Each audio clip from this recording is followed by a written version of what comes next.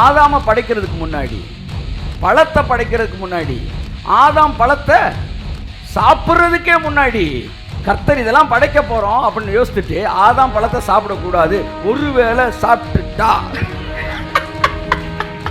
உலக தோற்றத்துக்கு முன்பாகவே இயேசுவை ரெடி பண்ணிட்டாரு. ஒருவேளை பழத்தை புசிச்சுட்டானா இம்மிடியேட்டா நீங்க கையை தட்டுங்க, ராமே உலக தோற்றத்துக்கு முன்பாகவே ஆயத்தம் பண்ணப்பட்ட ரட்சணியத்தை என் கண்கள் கண்டது. கடைசி நேரத்தில் ஒரு ஆம்புலன்ஸ் கிடையாது, தேவனுடைய ஆசீர்வாதம் அது எப்பவுமே ஆயத்தம் பண்ணப்பட்டது.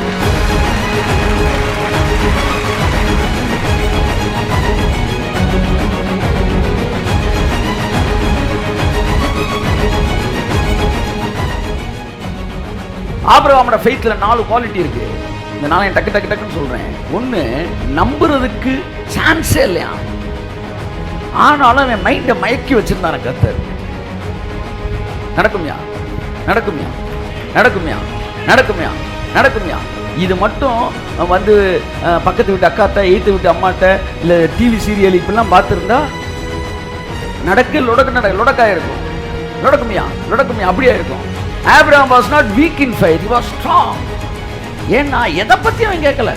ஈவன் அவன் ஒய்ஃபே கூட அவிசுவாசத்துல இருக்கிறா, அதனால தான் சிரிக்கிறா. அவன் ஒய்ஃப் பேசுற கூட கேட்கல, அவன் தேவனால் மயக்கப்பட்டிருந்தான்.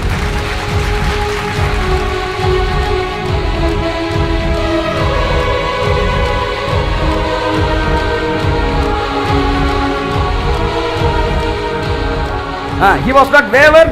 அவன் ஏறக்குறைய 100 வயதுள்ளவனாய் இருக்கும்போது தன் சரீரம் செத்து போனதையும் சாராளுடைய கர்ப்பம் செத்து போனதையும் எண்ணாதிருந்தான். எல்லாம் சொல்லுங்க, கரெக்டா சொல்லிட்டீங்க, சொல்லுங்க சத்தமா சொல்லுங்க சார். அவனுக்கு வந்து தான் சரீரம் செத்து போனத, சாராள் கர்ப்பம் செத்து போனத அவன் நினைக்கவே இல்லை. He just ignored the fact, ignored the situations. இத ஆவியானவர் எப்படி சொல்றாருன்னா, அவன் அதை நினைக்காம இருந்தான் அப்படின்னு மொழிபெயர்ப்புல இருக்கு. நடந்தது என்னன்னா, அதை நினைக்கிறதுக்கு நான் நேரம் கொடுக்காம நான் பேசிக்கிட்டே இருந்தேன் அவன்கிட்ட. இவர்கிட்ட பேசிக்கிட்டே இருந்தனால அவன் அதை யோசிக்கவே. தட்டுங்க சார், அல்லேலூயா சொல்லுங்க சார். நீங்க அவர் கூட பேசிக்கிட்டே இருந்தா இதெல்லாம் யோசிக்க உங்களுக்கு நேரமே இருக்காது. அதை எண்ணாதிருந்தான். அழகான வார்த்தை, அதை எண்ணுவதற்கு அவனுக்கு நேரம் இல்லாதிருந்தது.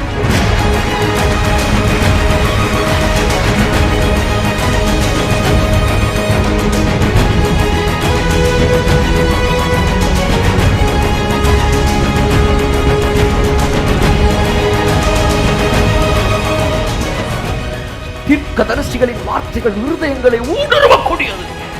It will penetrate the hearts. ஆவியையும் ஆத்மாவையும் ஊனையும் எலும்பையும் தசையையும் திசுக்களையும் பிரித்தெடுக்கக்கூடியது.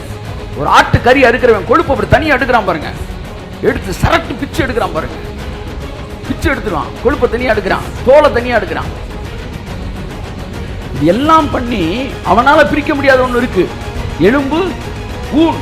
இந்த மஜ்ஜைன்றது நீங்க 100 டிகிரி, நீங்க பயங்கர செல்சியஸ்ல 100 டிகிரி செல்சியஸ்ல குழம்பு கொதிக்க விட்டாலும் அந்த எலும்புக்கு, நல்லி எலும்புகள் ஒன்று இருக்கும் பாருங்க, என்னது மஜ்ஜை, அந்த ஊனு, அதை நீங்க தனியா பிளேட்ல போட்டு டொக்கு டொக்கு டொக்கு அப்படின்றாங்கல்ல. இது வந்து கடைசி வரை பிரிக்க முடியாதது. ஆனா தேவனுடைய வார்த்தை எலும்பையும் ஊனையுமே பிரிச்சிருமா.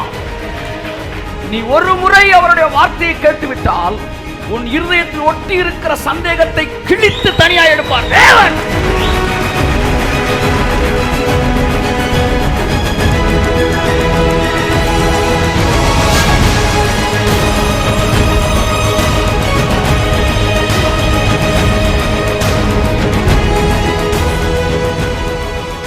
தேவனுடைய வாக்குத்தத்தத்தை குறித்து அவன் அவிசுவாசமாய் சந்தேகமே படாமல் தேவன் வாக்குத்தத்தம் பண்ணினதை நிறைவேற்ற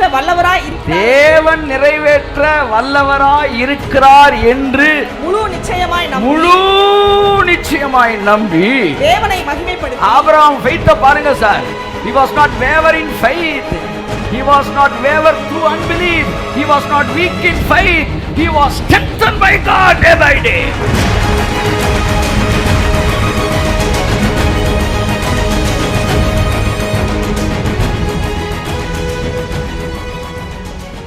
நீங்கள் ஏதோ ஒன்றை கற்றுக்கொள்வதற்காக மாத்திரம் நீங்கள் வரவில்லை.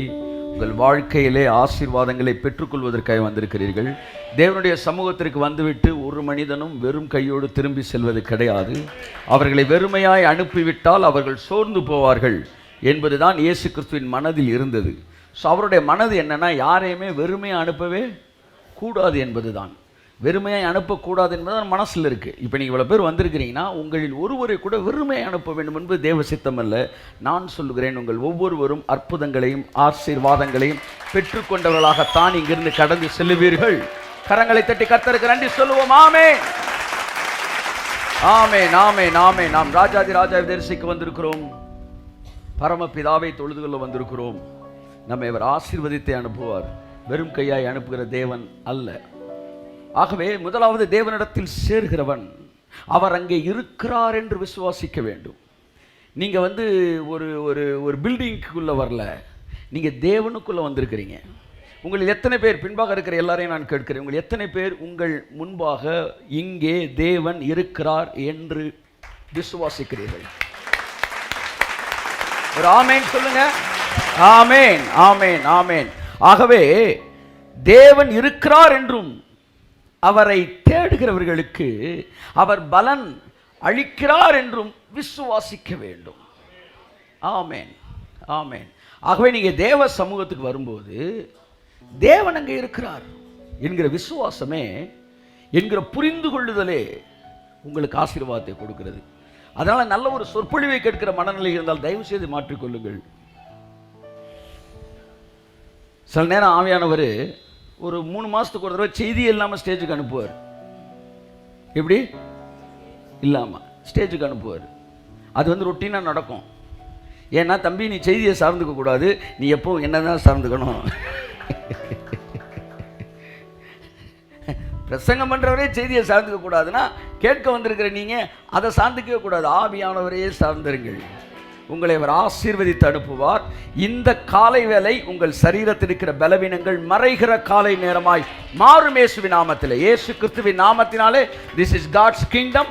பிசாசே, உனக்கு இடம் இல்லை. சரீர பலவீனத்தை கொடுக்கிற பிசாசே, சரீரத்தில் வியாதியை கொடுத்திருக்கிற பிசாசே, இந்த சரீரங்களை பிடித்து கொண்டிருக்க உனக்கு அதிகாரம் இல்லை. இயேசு கிறிஸ்துவின் நாமத்தினாலே உன் கரத்தை செயலிழந்து போக பண்ணுகிறேன். Loose your hands in Jesus name. I release my people. ஆமென். இயேசு கிறிஸ்துவின் நாமத்தில் பிதாவே. ஆமென், ஆமென், ஆமென், ஆமென், ஆமென், ஆமென். விதைக்கிறவனுக்கு விதையையும் புசிக்கிறதற்கு ஆகாரத்தையும் அளிக்கிறவர். சூப்பர். ரெண்டுமே கொடுக்கிறாரு. நம்ம தேவன் புசிக்கிறதுக்கு ஆகாரத்தை கொடுக்கிறாரு, விதைக்கிறதுக்கு விதையும் கொடுத்துறாரு. எல்லாத்தையும் விதைச்சிட்டு சாப்பிடாம பண்ணலாம் அவர் சொல்லலை. புசிக்கிறதுக்கு ஆகாரத்தையும் விதைக்கிறதுக்கு விதையையும் கொடுத்து அளிக்கிறவர் உங்களுக்கு விதையை அளித்து. உங்களுக்கு எல்லாம் சொல்லுங்க. இங்க பாருங்க, இப்ப நான் ஒரு மூடை நெல் விதைக்கணும்னு நான் நினைக்கிறேன். நீங்க ஒரு ஏக்கர்ல விதைக்கணும்னு நினைக்கிறேன். நீங்க 10 ஏக்கர்ல விதைக்க நினைக்கிறீங்க. ஒருத்தர் 100 ஏக்கர்ல விதைக்க நினைக்கிறாரு. சரியா? இப்போ விதைக்கிறதுக்கு விதை தரும்போது அவர் எப்படி தராரு?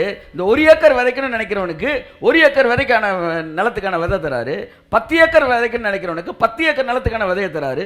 100 ஏக்கர் விதைக்கணும்னு நினைக்கிறவனுக்கு 100 ஏக்கருக்கான நிலத்துக்கான விதையை தராரு. எவ்வளவு தராரு? விதைக்கிறவன் எவ்வளவு விதைக்கணும்னு நினைக்கிறனோ அவ்வளவு தராரு. ஒன்றை புரிஞ்சுக்காங்க, he is the seed giver. அவரே விதைகளை தருகிறவர்.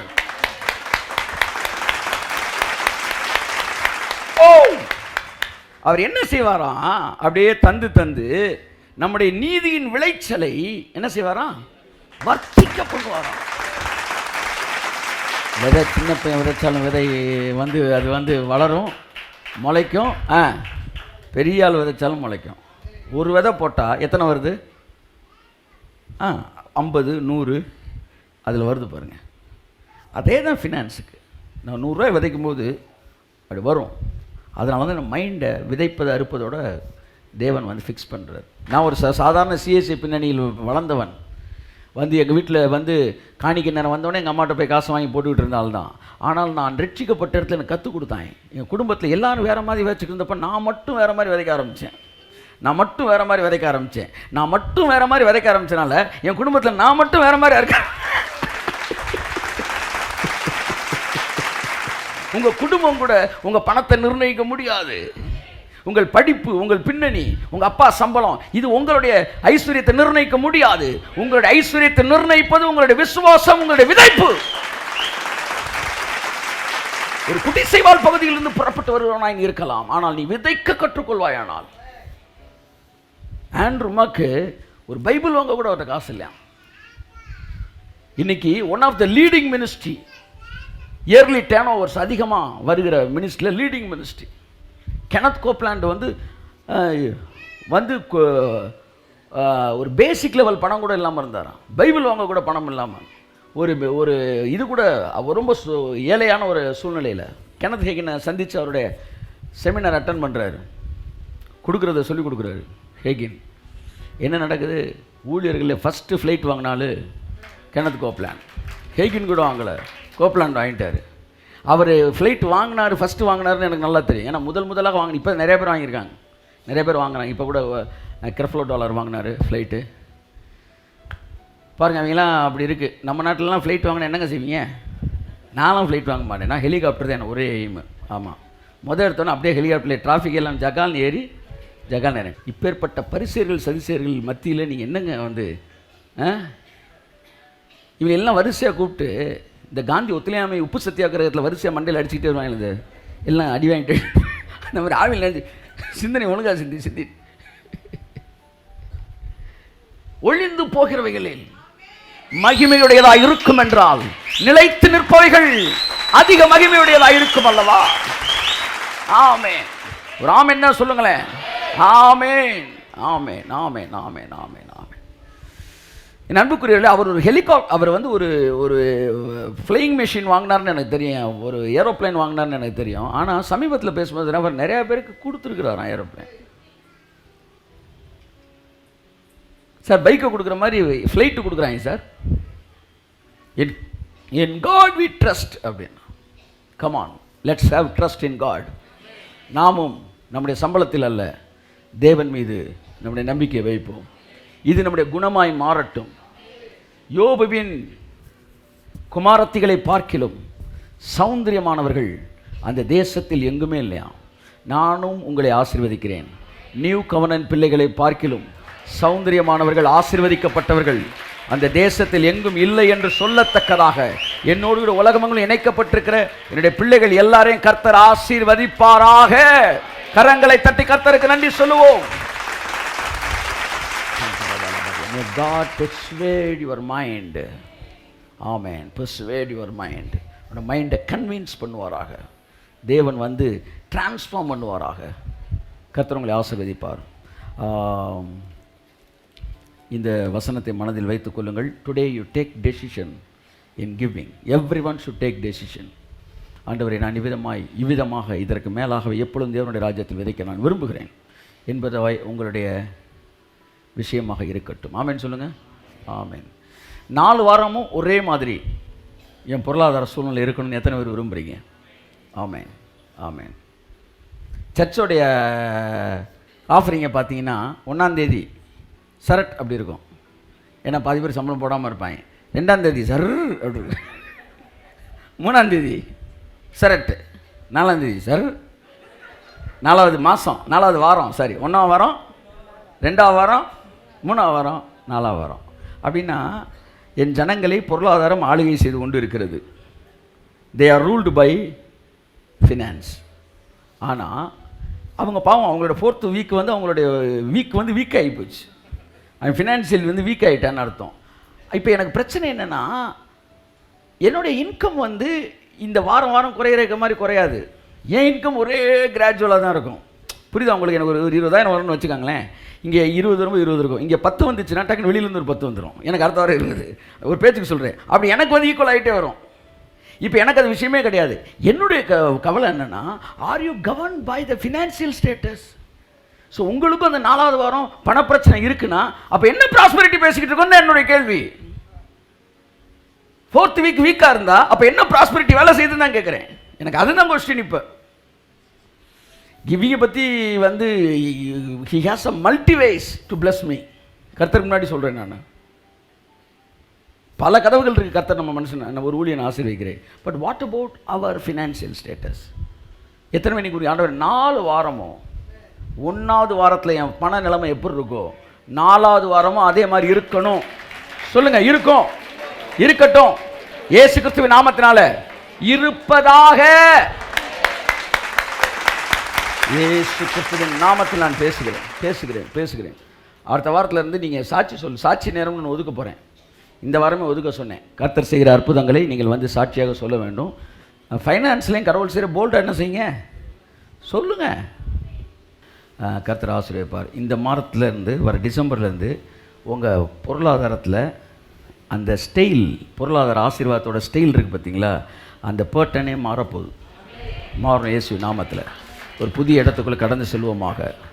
ஹல்லேலூயா. கர்த்தர் தெளிவாக சொன்னார், அடுத்த மாதம் டிசம்பர் மாதம் மேடை அமைக்கப் போகிறேன். அதான் சொன்னார் திரும்ப மேடை. 1ஆம் தேதி தான் வந்து வாக்குத்தத்தம், மேடை அமைக்கப் போகிறேன். எதுக்கு ஆண்டவரே மேடை அமைக்க போகிறீங்க? அடுத்த வருஷம் நான் அரங்கேற்றம் பண்ண போகிறேன். So this month is the month of preparation. நம்மளுடைய மைண்டை பாருங்கள். சவுலுக்கு தேவன் வேறே இருதயத்தை கொடுத்தார், அவன் வேறு மனுஷனானான். ஸோ உங்கள் வாழ்க்கையில் இந்த மாதம் வேறு இருதயத்தை தேவன் கொடுக்குறார். அடுத்த வருஷம் ஜனவரி மாதம் வேறே மனுஷனாக நம்முடைய வாழ்க்கையில் வாழப்போகிறோம். இயேசு நாமத்தில் கரங்களை தட்டி கர்த்தருக்கு நன்றி சொல்லுவோம். ஆமென், ஆமென், ஆமென், ஆமென், ஆமென், ஆமென். தேவன் பெரிய காரியத்தை செய்திருக்கிறார். கர்த்தர் நல்லவர். ஆமென். ஒரு வசனத்தை வாசிப்போம். நம்ம ஏற்கனவே வசனத்தை கொண்டு தான் இவ்வளோ நேரம் நம்ம தியானிச்சுட்டு இருக்கோம். அதை நீங்கள் மறந்துடக்கூடாது. கொஞ்சம் நேரத்துக்கு முன்னாடி நம்ம கிவிங்கில் இருக்கிற நம்மளோட மைண்ட் செட் என்ன என்பதை குறித்து நாம் பார்த்தோம். எவ்விதமாக கொடுக்க வேண்டும் என்பதை குறித்து பார்த்தோம். இது வந்து லைஃபுக்கு நம்ம கேட்குற ஒரு செய்தி. இது வந்து எப்போவுமே நம்மள்ட்ட வேலை பார்த்துக்கிட்டே இருக்கணும். அது லைஃப்பை ட்ரான்ஸ்ஃபார்ம் பண்ணிக்கிட்டே இருக்கும். சர்ச்சுக்கு வந்துக்கிட்டே இருக்கும்போதே லைஃப் மாறிக்கிட்டே இருக்கணும். ஆமென். லைஃப் மாறிக்கிட்டே இருக்கணும். ஒரு வருஷம் கழித்து பார்க்கும்போது சர்ச்சு மாறி இருக்கணும், பாஸ்டர் மாறி இருக்கணும், ஜனங்கள் மாறி இருக்கணும், உங்கள் கார் மாறி இருக்கணும், உங்கள் வீடு மாறி இருக்கணும். You are the witness. அதான் சொல்கிறார் கர்த்தர், நீங்கள் எனக்கு சாட்சிகளாக இருப்பீங்க. இதோ கர்த்தருக்கு பயப்படுகிற மனுஷன் இவ்விதமாய் ஆசீர்வதிக்கப்படுவான். அப்போ எல்லாரும் கேட்பாங்களாம், எவ்விதமாய் அப்படின்னு கேட்பாங்களாம். உடனே உங்களை காட்டி சொல்லுவாராம், இவ்விதமாய் ஆசீர்வதிக்கப்படுவான். ஆமென். கர்த்தருக்கு பயப்படுகிற மனுஷன் இவ்விதமாய் ஆசீர்வதிக்கப்படுவான். எவ்விதமாய் எல்லாம் கேட்பாங்க. உடனே உங்களை பார்த்து சொல்லுவார், இவ்விதமாய். இதோ ஊழியத்துக்கு அழைக்கப்பட்ட மனுஷன் இவ்விதமாய் காக்கப்படுவான். உடனே எல்லாம் கேட்பான், எவ்விதமாய் காக்கப்படுவான். இதோ இவ்விதமாய் காக்கப்படுவான். ஸோ அந்த இவ்விதமாய் என்கிற சொல்லுகிற இடத்துல தான் உன்னை என்னை தேவன் என்ன செய்திருக்கிறார், வைத்திருக்கிறார். இவ்விதமாய் அப்படின்னு காட்டுறதுக்கு அவருக்கு ஆள் வேணுமா? ஹலோ, அவருக்கு ஆள் வேணும். ஆமென். தன்னுடைய வல்லமை விளங்க பண்ணும்படி அவருடைய கண்கள் பூமி எங்கும் உலாவுகிறது. இந்த கிவிங்கில் ஏன் தெரியுமா பேசுகிறாரு? பணத்தோட நம்ம மனசு ஓட்டக்கூடாதுன்னா. மற்றபடி நீ கொடுத்ததை வாங்கி அந்த வேலையெல்லாம் இல்லை. நீ இதிலே இப்படி இருந்தீன்னா நாளைக்கு உனக்கு எக்ஸ்ட்ரா கொடுக்கும்போது நீ அதை கட்டி பிடிச்சிட்டு செத்து போயிடக்கூடாது. நீ அதை விட்டுட்டு என்ன பார்க்கணும்?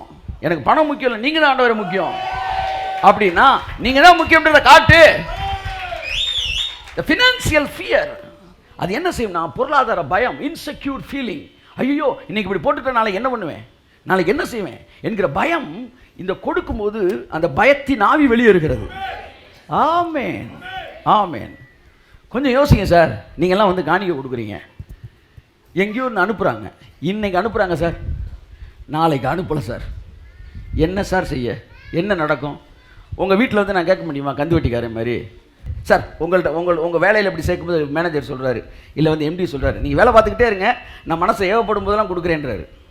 சம்பளம் சேருவீங்களா? என்னையும் நிப்பாட்டுக்கு நிப்பாட்டிட்டீங்கன்னா. ஆனால் நீங்கள்லாம் அப்படி தான் இருக்கீங்க. ஆனால் நான் வாழ்ந்துக்கிட்டு இருக்கேன் உசுரோட. ஏன்னா நான் கர்த்தரை எப்போதும் எனக்கு முன்பாய் வைத்திருக்கிறேன். நான் அசைக்கப்படுவதில்லை. 28 வருஷம் ஊழியம் பண்ணியிருக்கிறேன். மாதம் எவ்வளோ தருவன்னு எழுதி கொடுத்தவங்க அந்த எல்லா லிஸ்ட்டையும் சேர்த்தோம்னா நீங்கள் நான் காரில் இறங்க மாட்டேங்கிறீங்க, ஹெலிகாப்டர் இறங்கி தான் நான் வரணும். அப்போ எழுதினவர்கள் எத்தனையோ பேர் மறந்தால் நான் என்ன சொல்ல வரேன், அவங்க மறந்தனால என் ஐஸ்வர்யம் அதோட போல, அவர்கள் மறக்கும்போது தேவன் வேறு ஒரு கதவை நமக்கு திறக்கிறார். எப்படினாலும் தேவன் என்னை ஆசீர்வதிச்சிருவார். இப்போ நீங்கள் வந்து திடீர்னு ஒரு காரை டியூக் எடுக்கலாம், வேலை பார்க்குறீங்க, நான் எடுக்கலாமா? உங்களை நம்பி எடுக்க முடியுமா? அப்போ மக்களை நம்பி எதுவுமே எடுக்க செய்ய முடியாது. ஏன்னா எதுவுமே இங்கே வந்து என்ன கிடையாது, சென்ட்ரல் கவர்மெண்ட்டுக்காரனே திடீர்னு வேலையை விட்டு நிற்க பண்ணுறான். அப்போ இந்த பூமியில் எதுவுமே நிலையானதில்லை. அப்போ ஒரு பயம் இருந்துக்கிட்டே இருக்கும். அப்போ தேவனை நான் நம்பும்போது, ஆமேன், என்னுடைய பயம் நான் விதைக்கும் போது அது என்னை விட்டு டெலிவர் ஆகுது. இயேசுவின் நாமத்தில் டெலிவரன்ஸ் கிடைக்குது எனக்கு. இயேசுவின் நாமத்தினால எனக்குள்ள இந்த வெளியேறுகிறது இயேசுவின் நாமத்தினால. ஸோ அந்த ஃபினான்சியல் ஃபியர். ஸோ தேவன் என்னை வந்து எப்படி ஆசீர்வதிக்க விரும்புகிறாருன்னா, என்னை வந்து ஒரு சாம்பிளாக தான் இந்த பூமிக்கு காட்ட விரும்புகிறார். உங்களை சூஸ் பண்ணியிருக்காருன்னா அதுக்கு ஒரு நோக்கம் இருக்குது பிரதர். உங்களை டிஸ்பிளேயாக காட்டுறதுக்கு தான் தேவன் உங்களை சூஸ் பண்ணியிருக்கிறார். கர்த்தரை தேடுகிறவர்களுக்கு ஒரு நன்மையும் குறைவுபடாது, ஒரு நன்மையும் குறைவுபடாது. இந்த காலை வேளையில் நான் சொல்லுகிறேன், ஏதாவது ஒரு குறைவு இருந்தாலும் நீங்கள் மிகுந்த பயபக்தியோடு தேவனுடைய சமூகத்தில் அமர்ந்திருக்கிற உங்களை பார்த்து நான் சொல்லுகிறேன், எந்த விதத்தில் உங்களுக்கு குறைவு இருந்தாலும் நீங்கள் தேவனுடைய சமூகத்தில் வந்திருக்கிறபடினால், தேவனை பார்த்து தேவனுடைய பிள்ளைகளாக இருக்கிறபடினால், ஆபிரகாமின் வித்தாய் கிறிஸ்துவுக்குள்ளாக இருக்கிறபடினால் உங்களுக்கு ஒரு நன்மையும் குறைவுபடாது. எனக்கு ஒரு நன்மையும் அதினதினை காலத்தில் நேர்த்தியாய் செய்கிற தேவன் எனக்கு இருக்கிறார். எதை குறித்து கவலைப்பட வேண்டிய அவசியம் எனக்கு இல்லை. சரியான நேரத்தில் தேவன் வந்து நிற்பார். He is a God of reservation. He has reserved blessings for me. For myself he has reserved blessings. அப்பேற்பட்ட தேவன் எனக்கு இருக்கிறார். யாரா சொல்லட்டுனா வேற ஒரு மேட்டர் வச்சுட்டு வரான், கபால்னு தூக்கிட்டு வந்துட்டு வரான். ஆமேன்னு சொல்லுங்க. உங்க தேவன் யார் சொல்லுங்க? ஆசீர்வாதங்களை ரிசர்வ் பண்ணி வச்சிருக்கிறவர், ஆல்டர்னேட்டிவ்ஸை ரிசர்வ் பண்ணி வச்சிருக்கிறவர். சொல்றது புரியுதா உங்களுக்கு?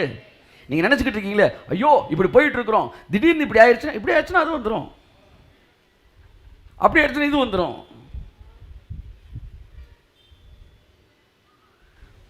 ஒரு முறை என் வீட்டிற்கு ஜெபிப்பதற்கு சில ஊழியர்கள் தீர்க்கதரிசியில் வந்தார்கள். நான் வெளியில் போகும்போது நிறைய தீர்க்கதரிசிகளை பார்ப்பேன். அப்போ என் வீட்டுக்கு ஜெயிப்பதற்கு பல வருஷங்களுக்கு முன்பாக 2 பெண்கள் தீர்க்கதரிசினிகள் வந்தார்கள். அவர்கள் ஜெபிக்கும்போது ரொம்ப சிறப்பாக ஜெபித்தார்கள். மிக சிறப்பாக தேவனுடைய வார்த்தையும் அக்யூரேட்டாக சொன்னாங்க. தேவன் எப்படி உங்கள் மேரேஜை வந்து காட்ஸ் வில்லில் டிசைன் பண்ணியிருந்தார், எப்படி சிறப்பாக செஞ்சாருன்னெலாம் சொன்னாங்க. சொன்னப்புறம் நான் அவர் அவ்வளோ சிறப்பாக சொல்லுகிறார்கள், நான் ஆசீர்வதிக்கப்பட்டிருக்கிறேன். இப்போ நான் அவர்களுக்காக பர்சனலாக ஜோம் பண்ணும்போது அவங்க ஃபினான்ஷியலி நிறையா கஷ்டப்படணும் சொல்லி, ஆண்டவரே ஃபினான்ஷியலாக நீங்கள் அவங்களுக்கு எல்லா தேவையும் சந்திச்சிடுறீங்க, தேவன் அவங்களுக்கு எப்படினாலும் சந்திச்சிடுறாரு. ஆனால் அவங்களுக்கு ஏதாச்சும் சர்ச் இருக்குது, ரெகுலராக அவங்களுக்கு சப்போர்ட்ஸ் எதுவும் ரெகுலராக வருதான்னு கேட்டால் இல்லை. ஆனால் எப்படினாலும் தேவன் கொடுத்துருவார், வேறு வழியில் வந்துடும் அவங்களுக்கு. ஆனால் அவங்களுக்குன்னு சர்ச் கிடையாது. அவங்களுக்குன்னு விஷன் இருக்கான்னு கேட்டால் விஷன் இருக்காது. அப்புறம் அவங்ககிட்ட கேட்டேன் வந்து, யூ ஹேவ் எனி விஷன்? போது அவங்க சொன்னாங்க வந்து, I don't have any vision. கர்த்தர் எங்கேயாச்சும் போக சொல்லும்போது நாங்கள் போய் அந்த வார்த்தையை சொல்லுவோம், அவ்வளோதான். அப்போ நான் ஜெபிச்சேன், என்ன ஆண்டவரே எங்களுக்கெல்லாம் விஷன் கொடுத்துருக்குறீங்க, அந்த விஷன் எங்களுக்கு போஷிக்குது, அவங்க விஷனே இல்லைன்றாங்க அப்படின்னு சொன்னப்போ கர்த்தர் என்கிட்ட சொன்னார், இன்றைக்கி எனக்குள்ளே ஒரு போலீஸ் ஸ்டேஷன் இருக்குது, B4 police station, B6 police station, Koodal புது போலீஸ் ஸ்டேஷன்லாம் இருக்குது. ஒவ்வொரு ஸ்டேஷனுக்கும் ஒரு கோல் செட்டிங் இருக்கும், விஷன் இருக்கும். என்னென்னா இந்த மாதத்துக்குள்ளே இத்தனை கேஸ் நீங்கள் என்ன செய்யணும், பிடிக்கணும். அதனால் எவனாச்சும் சும்மா நின்று இருந்தால் கூட, எவனாச்சும் வந்து தப்பு பண்ணிவிட்டு சும்மா நின்றுக்கணும், என்ன கூட அவனை தூக்கிட்டு வந்துடுங்க. அப்புறம் இத்தனை கேஸ் அவங்க முடிக்கணும். ஆனால் ரிசர்வ் போலீஸ்னு ஒரு போலீஸ் இருக்கும், கைத்தட்டுங்க ஒரு தடவை. இந்த ரிசர்வ் போலீஸுக்கு வந்து எந்த விதமான டார்கெட்டு கிடையாது. அவன் வேலையை என்னென்னா 3 நேரமும் சாப்பிட்டு நல்லா டெய்லி காலையில் ரன்னிங்கை போட்டு ஷூவை பாலிஷ் பண்ணிவிட்டு எல்லாம் ரிசர்வ்லேயே இருப்பாங்க. திடீர்னு ஒரு போராட்டம், ஜல்லிக்கட்டுனா ஜகன்னு வந்து இறங்கிடுவாங்க. இதுதான் இந்த கவர்மெண்ட் வந்து ரிசர்வ் போலீஸ்னு வச்சுருக்கு. கர்த்தர் சொன்னார், எனக்கு ஸ்டேஷனில் இருக்கிற போலீஸ் இருக்குது, எனக்கு ரிசர்வ் போலீஸ் இருக்குன்னாரு. புரிஞ்ச முடிவு ஆமேன்னு சொல்லுங்கள். ஆமேன். இப்போ நம்மெல்லாம் வந்து ஒரு ஸ்டேஷன் கொடுத்துருக்காரு, நமக்கு டார்கெட்டுக்கு போயிட்டுருக்குறோம். இப்போ ரிசர்வ் போலீஸ் தான் இந்த ப்ராஃபட்ஸ். அவங்கள எப்போவுமே கையில் வச்சுக்கிட்டே இருப்பார் தேவன். எங்கேயாச்சும் ஒருத்தர் மனம் உடஞ்சிருப்பான்னு உடனே எங்கே போ அப்படின்னாரு, உடனே நேராக வந்து கர்த்தர் சொல்லுகிறதாவது அப்படின்ட்டு ஜகால்னு போயிடுவாங்க. ரிசர்வ் போலீஸுக்கு சரகமே கிடையாது. ஒவ்வொரு ஸ்டேஷனுக்கும் ஒரு சரகம் இருக்கு, ஆனால் ரிசர்வ் போலீஸ் சரகம் கிடையாது. இங்கேருந்து மெட்ராஸில் பிரச்சனை கூட மெட்ராஸ் போயிடுவாங்க. அப்போ ப்ராஃபிட்ஸுக்கு எல்லையே கிடையாது. அங்கே போ அப்படின்னு எங்கே போவாங்க, எங்கே பிரச்சனை, எங்கே அழுத்தம், எங்கே வியாதி, எங்கே பலவீனம் இருக்கோ உடனே இந்த ப்ராஃபிட்ஸ் அனுப்பிச்சு நேராக போய் இயேசு கிறிஸ்துவை சோப்படுத்திட்டு சூழ்நிலையை கலவரத்தை நிலவரமாக்கிட்டு திரும்பிடுவாங்க. அப்போ கர்த்தர் சொன்னார், இந்த ப்ராஃபிட்ஸ் என்னுடைய reserve police, my reserve ministers அப்படின்னாரு. அதனால் நீ அதை பற்றிலாம் ஒன்றும் யோசிக்காத, அவர்கள் தேவையில் நான் சந்திக்கிறேன்னாரு. அப்போ என் மனசில் காட் வந்து ரிசர்வ் பண்ணுறாரா? ஆமாம், அவர் ரிசர்வ் பண்ணுறாரு. உங்கள் எல்லாருக்கும் உங்கள் எதிர்காலத்துக்கான ஆசீர்வாதத்தை ரிசர்வ் பண்ணி வைத்திருக்கிறார். கரங்களை தட்டி கர்த்தருக்கு நன்றி சொல்லுவோம்.